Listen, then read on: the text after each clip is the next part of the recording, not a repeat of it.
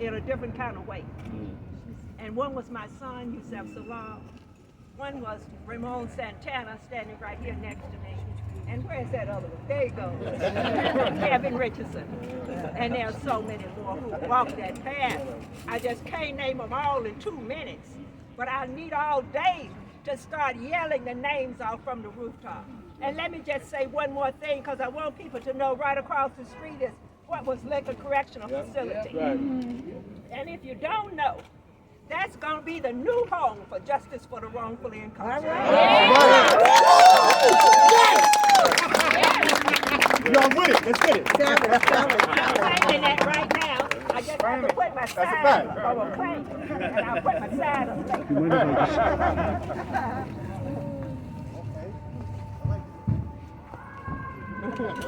Wow. That's my mama.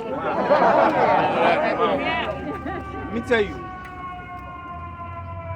They ringing the alarm for us. That's all that is. That's it.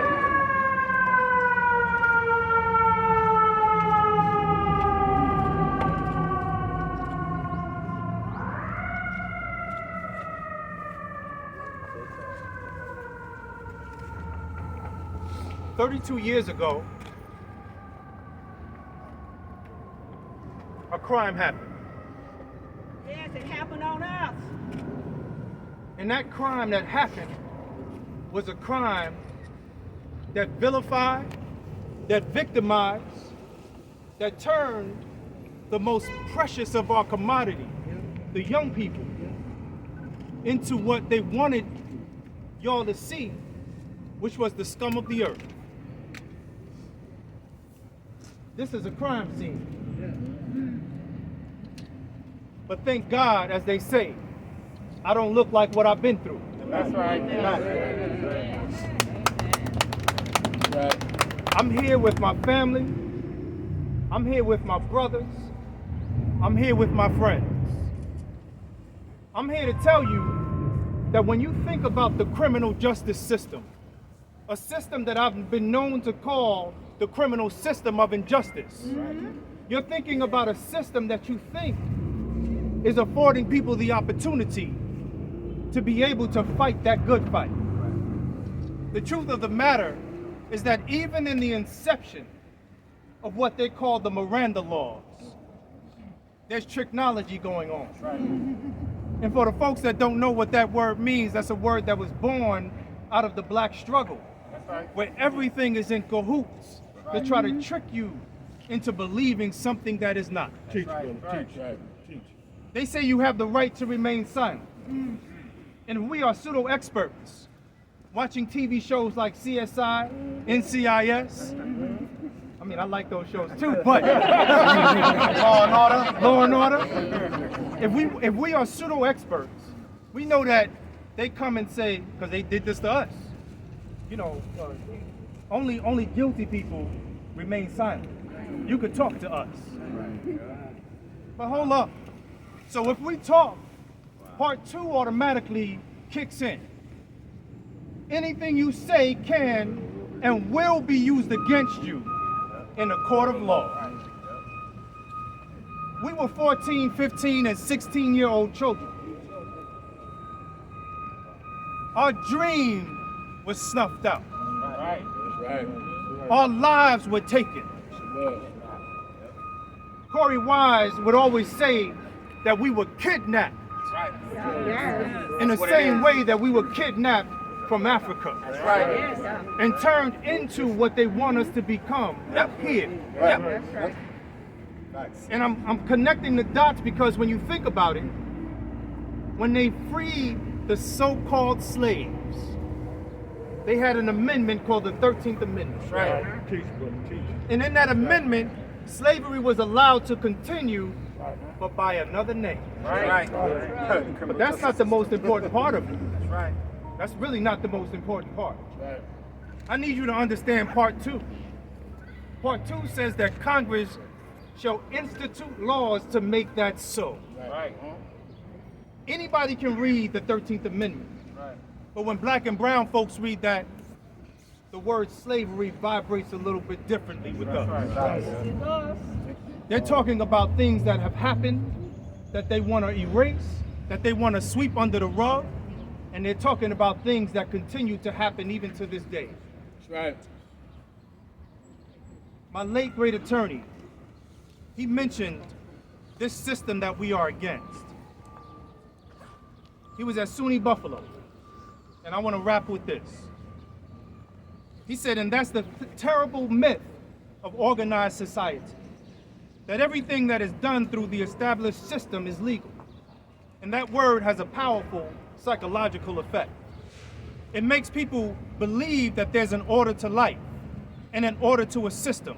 And that person that goes through this order and is convicted has gotten all that is due him. And therefore society can turn its consciousness off and look to other things and other times. He goes on to say, and that's the terrible thing about these past trials, it's that they have this aura of legitimacy, this aura of legality. I suspect that better men than the world has known, and more of them have gone to their deaths through a legal system than through all the illegalities in the history of man. 6 million people in Europe during the Third Reich, legal. Sacco Vanzetti, quite legal. The Haymarket defendants, legal.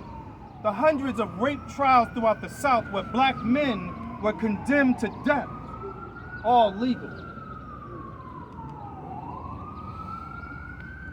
Jesus Christ, our Savior.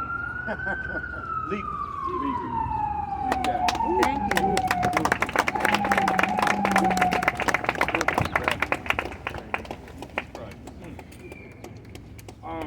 First off, thank you everybody for coming out today.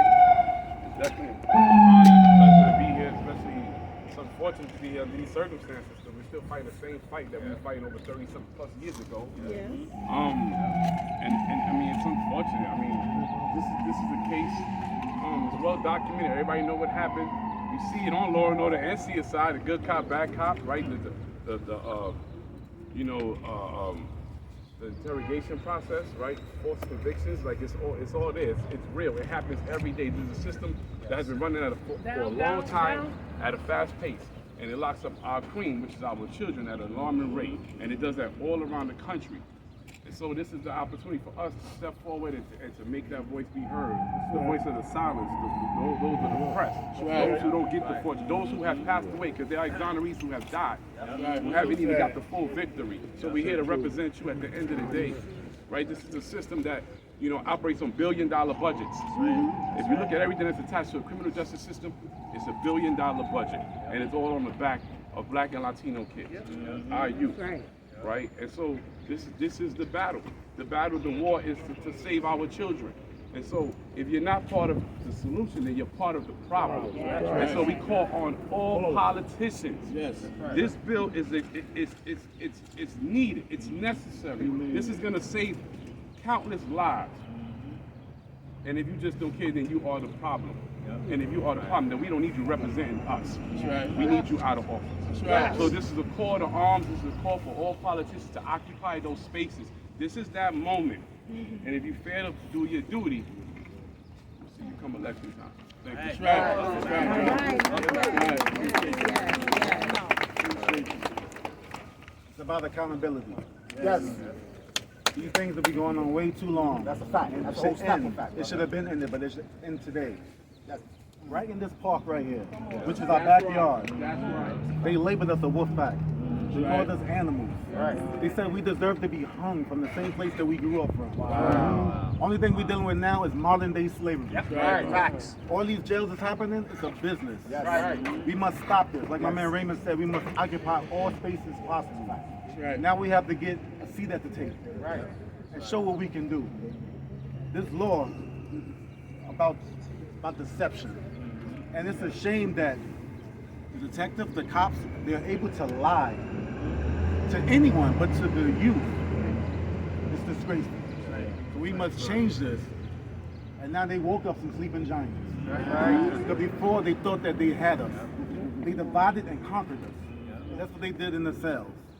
But I'm here to tell y'all that we're here. That's right. We have become the voice of the voiceless. That's right. We have carried this platform now. Right. I remember once was a time where I was so shy and afraid to speak. And they told me, my two brothers here, Raymond and Yusuf, told me, speak your truth, brother. Right. Speak your truth about what's going on. Because they're not scared of you, they're scared of your mind. They're scared of your mental. And now we must build, y'all. It takes a village. You know. Now, it sounds good, the law about deception, but it still doesn't explain that they still get to lie to us. That's right. They still get to use these tactics, technology, good cop, bad cop. These things that's taught, and they're seasoned veterans. That's right. Now I have a 13-year-old daughter that I much teach. Because she's 13 years old. I can't imagine of what happened to us happening to her. That's right. At that fragile state. And it's a shame that they take advantage of a young person's mind. That's right. But we're here to show y'all that we're here. And let's get things going because we had enough of this. We must change. Thank you.